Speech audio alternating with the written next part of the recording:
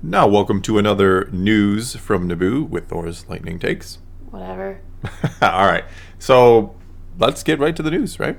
So, with the news, we did recently talk about the Galactic Starcruiser. Well, early reviews are in. There's videos up on YouTube. There's reports out there of people who've gotten to get the early experience. From some major news outlets. I spent most of the morning actually watching some videos and reading some articles about this.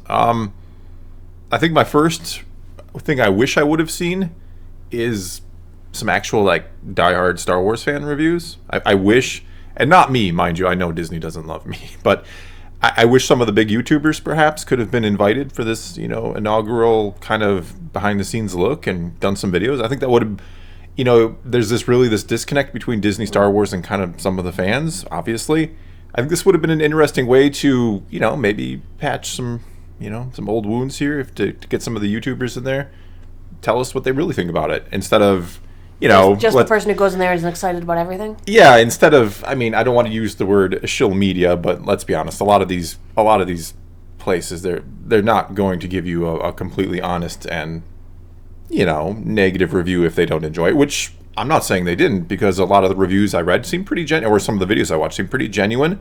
Like, they actually really enjoyed themselves, and, they seemed authentically excited about it, which was kind of cool, because I have had certainly my doubts about this.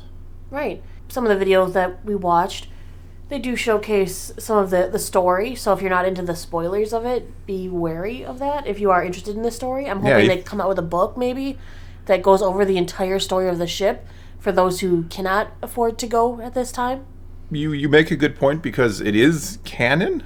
Yes, it is. And I mean, if you're a sequel fan, and even if you're not, if you're just a canon junkie, like, this is the only time between The Last Jedi and The Rise of Skywalker that Kylo Ren and Rey legitimately meet in story. So, I mean, you can actually see their encounter too, in some of the videos I've seen. Yeah, I think it's clipped up and just shown little bits and pieces of it, but yeah.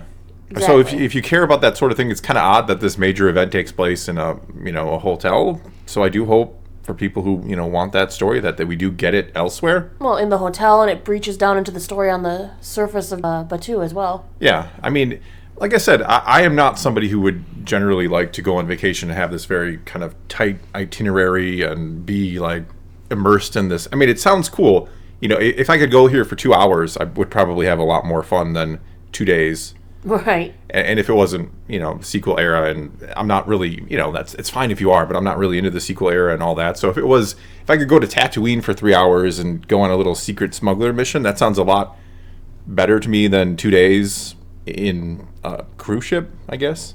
Well, what struck me with watching some of the reviews is that you can't do everything in one trip. I mean, you get on your phone, and there's apps, and there's quests, so there's all these different quests that you have to choose which ones you're going to do, because there's literally not enough hours in the day to do everything. Yeah, it seems like you can either support the Resistance or the First Order, and then your phone turns into a quote-unquote data pad, and you can go meet certain characters, and there are spontaneous events that happen as well. Right, and you can be summoned to places through your phone by specific characters, depending on who you supported. You take this down onto the surface as well, to go through, and you can talk to people at the cantina, and they'll tell you things you need to scan and do and activate to further your missions on the ship. Yeah, I mean, it sounds interesting. The price is pretty outrageous for the average Star Wars fan, I think. Still too high, but honestly, that kind of stuff, that would really appeal to me if maybe they had an adults only a couple times a month, maybe? Yes, because that's one of the, I mean, not to sound like a horrible person, I understand this is Disney World, but I don't want to go there and, there's a bunch of kids running around, and it's kind of more childish. If I'm going to role play Star Wars, if I'm going to go pay $6,000 to be on this ship for 2 days, I want it to be... Well, it's that whole group of people, right? The people who have kids will take their kids, and it'll be one of those, kids will remember it for a lifetime, and parents enjoy, obviously, watching their kids experience things. But for people who do not have children, maybe have some times a month where people can go who don't have kids, so that the adults get to experience things the way they want to. Yeah, I'm absolutely not saying this shouldn't be for children. It absolutely should be for children. Yeah, absolutely should be for kids. Don't get me wrong. But if I wanted to go without kids, I don't want to be, just kids running. I would want... I mean, like I said, I don't know that I'd want to do it as a vacation for 2 days, but if I wanted to go something like this for a few hours and really get into it, because I play Dungeons and Dragons, I've role played my whole life, so I could see myself getting into something like this. I wouldn't want it to be kind of, watered down for the children, I guess, is the best way to put it. Right, and I mean, and they talk about how, characters went and whisper something to a kid. Well, I want to know, Yeah, because it does, yeah. They're going to preferentiate to children because... Which, again, is fine, it's perfectly fine. But if not saying there's anything wrong with that. No, but if you're two adults who really want to get into this, and I'm sure there are plenty of people who would love to get into this, because it does seem... I got to admit, it seems pretty immersive. I'm not saying I think it's great suddenly. I have my doubts, but I'm sure there are going to be people who go to this and love it. And you do, to pay that kind of money, especially if you're not rich, you want to get the most out of it. And I don't know that you can with a bunch of kids running around and kind of tailored more towards, the children. I don't know.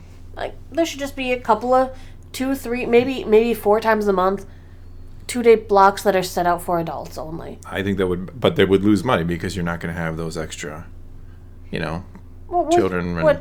Unless you fill those spots with adults. I guess. I don't know. I think that's an interesting idea. I don't think they have any, intent to do anything like that. I don't know. Maybe twice a month then.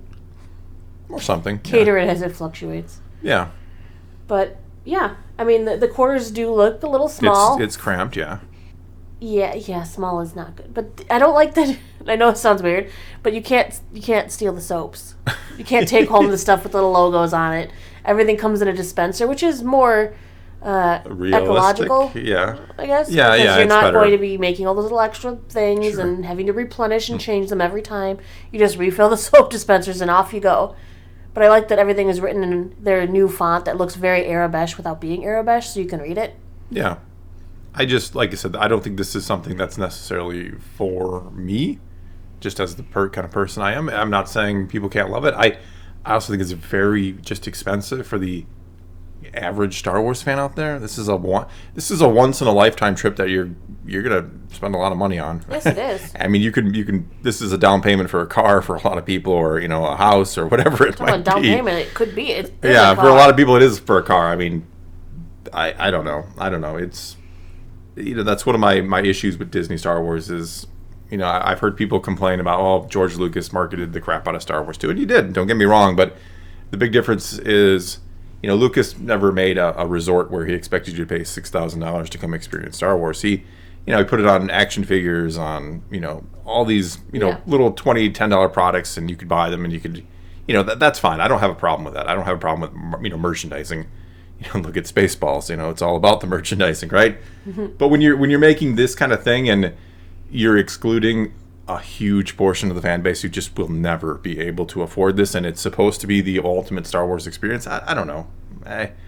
Well, first Batuu was the ultimate Star Wars experience, and then they upped their ante. Yeah. I don't know. It's that's the world we live in, I guess. Some people will never be able to afford to do something like this even though they want to, and some people will go to do this just because they can. All right, I guess we should move on. That's about as fair of a review as I can give of the reviews that I watched and read this morning. Our other piece of news today is Star Wars Padawan has the official cover revealed. So this book's going to take place shortly after Obi-Wan becomes Qui-Gon's Padawan. I'm going to throw it up on the screen, but I will also read the official synopsis. Obi-Wan Kenobi really wants to be a good Padawan, the best Padawan even. But that's feeling more and more impossible with his new master, Qui-Gon Jinn. All of Obi-Wan's friends are off training to be real Jedi, getting mission experience, while he's still on Coruscant, practicing his forms and sitting in silent contemplation. Ever since Qui-Gon's former master Dooku left the Order, it feels like Qui-Gon has been too busy trying to connect with the Force or arguing with the Jedi Council to properly train his Padawan. When Obi-Wan finally convinces Qui-Gon to take him on a mission to a remote planet once explored by ancient Jedi, his master doesn't show up the morning they are to leave. So Obi-Wan impulsively takes off by himself. Upon arriving on the mysterious lush planet, he encounters a group of teenagers with no adult supervision, who all seem to have some connection with the Force. Free from constraints of the Order, Obi-Wan joins them in their daring adventures, but the Padawan side of him keeps questioning the teens' strange relationship to the Force and to the verdant planet around them, and what all of it might mean to his future. Obi-Wan will test the limits of his relationship to the Jedi and to the Force in this exciting yet soulful exploration of one of Star Wars' most enduring heroes, This book comes out on July 26th this year. Brotherhood, about Kenobi is training Anakin, comes out on May 10th. And of course, the Disney Plus series about Kenobi comes out on May 25th. So it's The overloaded Year of Kenobi. Yep.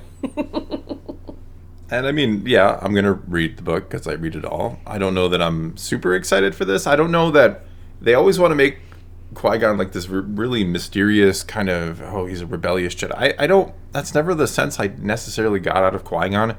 I think he was just a Jedi who was trying to do right by the Force. I don't see him like arguing with the Council all the time. I know that's kind of implied in the Phantom Menace that he has his issues with the Council. I see him as a Jedi who just wanted to go and listen to the will of the Force and do his thing, more or less. And I like Master and Apprentice was another book about Obi-Wan and Qui-Gon, and I think it kind of did a decent job at portraying Qui-Gon. I don't know. I don't feel like Qui-Gon's going to be in this much. No, I don't think. It sounds like it's mostly going to be Obi-Wan on this strange planet with other kids or something. I don't know what exactly it's going to be. Bunch of Force-sensitive children. I also don't like the idea, and it's already canon, that, I like the idea that Dooku leaves because of the death of Qui-Gon in the Phantom Menace. That's kind of what, Then Dooku leaving before it? Yeah, then Dooku leaving well before it, apparently, if this is when Obi-Wan first is becoming Qui-Gon's Padawan. So, I don't know. I think Qui-Gon is a character that I don't know how to word it or articulate it, but it's very hard to get this character right because I don't think a lot of people understand what he's all about, that he's just all about the Force. And I don't know that, I don't know, I feel like I'm rambling here, but I get nervous every time they deal with Qui-Gon because he's one of my favorite characters, because I think he is meant to represent the kind of the epitome of what a Jedi should be, that they just listen to the Force. It's not about the Council. It's not about any of these things. And, people always want to, we got to do a story about that. No, the story is that there is no story with Qui-Gon, that he is just your average, what a Jedi should be. Anyway, I don't know if that makes sense, but that's kind of my feeling towards it. I don't think we always need a story around everything. Yeah, we're pretty much getting the entirety of Obi-Wan's life. Yeah, and that's that. Like, don't get me wrong, I like treating it like it's a history and kind of knowing the past of these characters, but sometimes you just go too deep into it. Like, how many weird experiences did he have? How many different things has he done? Like, aren't there average days in the life of a Jedi? No. Do we have to fill every little moment of his life with this incredible adventure where this really unique thing happened to him? It doesn't feel realistic, and I know it's not realistic. It's Star Wars, but that's just my take. Your Thor's lightning take? That is Thor's lightning take for the day, yeah. Bah. All right, well, unless you have more to add, that more is stories. all I've got for the news today. All right, well, then I guess that's all we've got for you this time. Now it's your turn to take to the comments below. Tell us what you think about these reviews from the quote-unquote shill media, which, they're going to be positive. Tell me what you think about these reviews for Galaxy's Edge. Tell me what you think about it. Do you plan on going someday? Do you want to go someday, but way too expensive? Do you have no interest in this? Do you hate this? And tell us what you think about the Kenobi book. Do you agree with me that maybe sometimes it's better to leave characters alone? Or do you think we explore every little nook and cranny of them? Whatever the case may be, leave a comment below and let's talk some Star Wars. And until next time, thanks for watching.